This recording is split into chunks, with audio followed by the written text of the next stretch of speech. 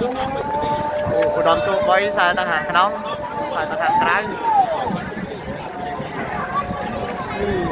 trái xài cho hoạt mình này nha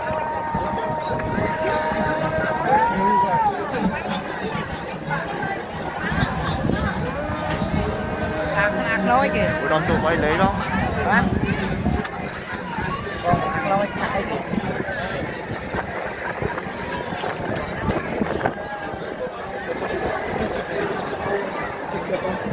xài tăng hàng nóngคือđòn tụ bay mà làm mày bị chỉ chết ra hàng trái xài cho hoạt mình này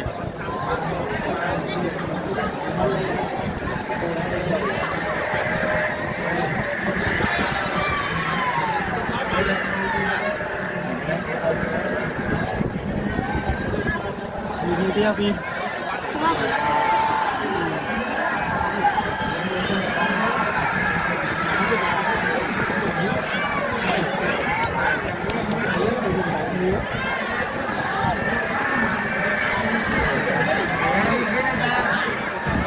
Ông biết ai sợ rồi.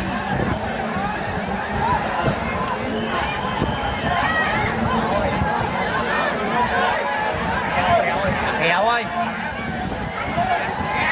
Xì bẹt ra bạn.